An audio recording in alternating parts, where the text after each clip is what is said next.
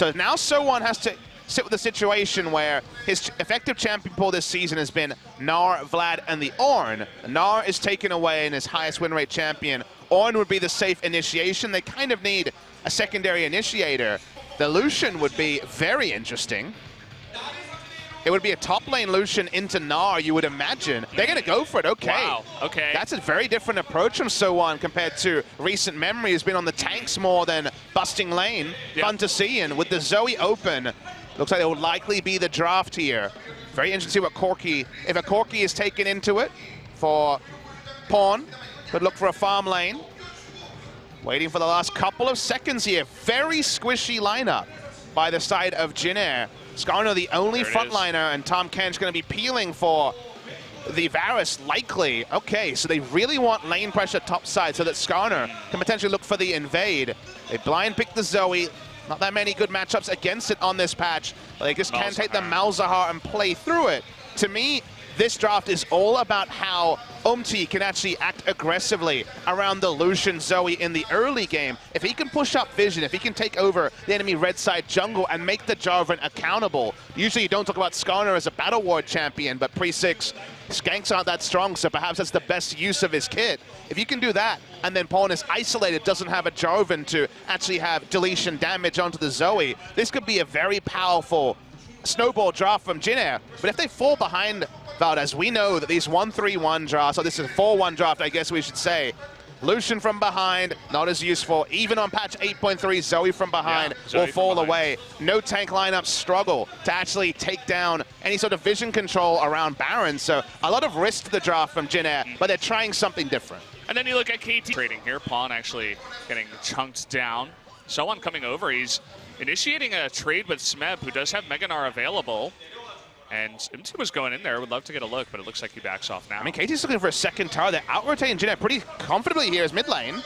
Okay, we do have the Abyssal Voyage and QSS popped as this comes in. Umti, though, in the wings with Predator. They know he's nearby. The flash on in. He's going to grab the Jarvan here. Not enough damage comes out, though. Mata's going to be the one in the front line, but First Blood goes over to Depth here. Featherstorm, so many low members on KT, but nobody's going down. Cullen coming out, trying to get the poke, but nobody dies on the side of KT. Grace diving underneath the turret, but soft. Actually, they're not able to get out of this one, and we are going to have the collapse here onto Teddy, who's getting extremely low. Does get eaten up here, but the entirety of KT's team wants to get both of them. They are going to pick them off in what looks like a poor trade in the bottom side. Jin-Air going to try to push in here with the Rift Herald. We'll see how much damage they can get done to turrets. Yeah, they need the minion wave to catch up, but they might even end up getting a second turret here just because So1 can dash and animation cancel to get his passive out as much as possible. Still, 2 kills to the side of KT. Easier objective control. Not a lot got around So1 in the early game.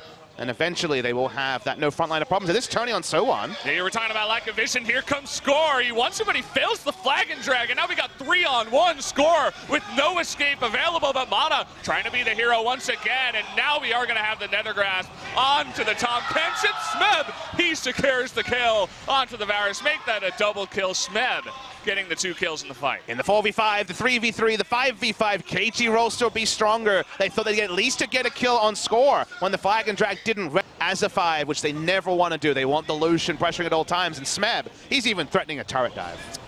Fails his jump, and he's going to get locked down, but doesn't really matter. Umti just disappears off the map as I'm saying that. So1 now, all alone. He uses his own dash, but gets caught up in the Cataclysm. Finally gets it back, and Wraith might be able to save his life here.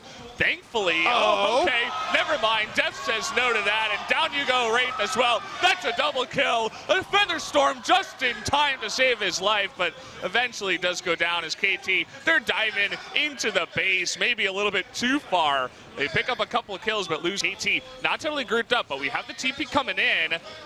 The Infernal Drake will go over to Jin-Air in the end of all things, but KT, they want to engage. They're going to get on top of So1 once again. It looks like the Cataclysm going to trade 2 in there, but Grace able to pop the Jarvan, and see you later, Rakan. That's going to be 3 kills. Double kill given over to Zoe somehow. And a broken engage from KT gets Jin-Air back in the game. Everything in sync until now. They looked too aggressively to get picks. They weren't in position to actually pull off a 5v5 front to back. Zoe able to profit massively And Jin, they turn their attention to Baron, and it's probably going to be free. Break out the Omega Lulls because the double kill here from Grace means our Zoe is going to get even more powerful. Sohan trying to get away from Smeb. Looks like he's having a pretty hard time, but the Baron in the end of all things is going to go over to Jin, even with the failed smite. Doesn't really matter. Jin now very much back in this game. And the gold lead was not... Definitely they are. We are going to have another sleep up here onto that Jarvan, but they want the engage. They find Sohan in the front, but Wraith is right there. But look out for Mata in the back line. He's going to get on top of Skarner, but they can't take him out. Rakan now getting low, and the grab here onto Smeb. He's going to go down. Now a trade 1-for-1. Do have Tom Kent's getting incredibly low here in the back lines, but KT, you look at the health of Deft and Mata. They can't really engage here. Teddy now looking to be strong.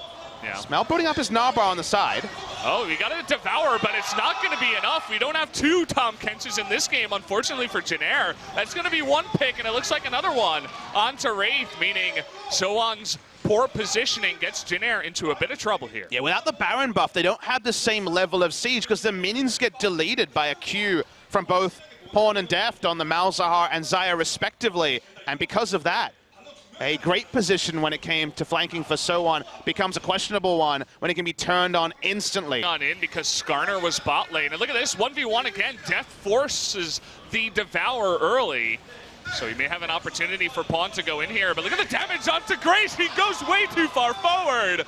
Mata gets low, but it doesn't matter. They find the pick they needed. That's going to be one inhibitor, and they're going to be looking for more. Yeah, madness from Grace had such a great... After the last engage, it's looking quite dire for our Jin players here.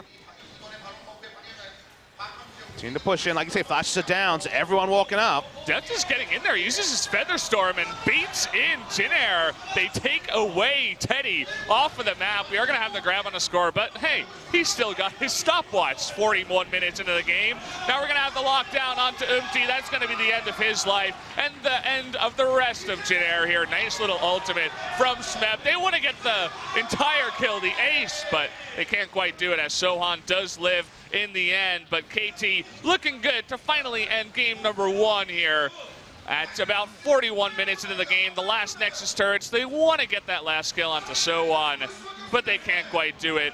Sohan kind of just laughing from the pool, but KT laughing as they take game 1. KT's bottom lane has seemed to have the number of Teddy and Wraith 3 games in a row. 2-0 in the first round robin through bot lane. The 1-0 here, all about Deft and Mata, reading the script and saying,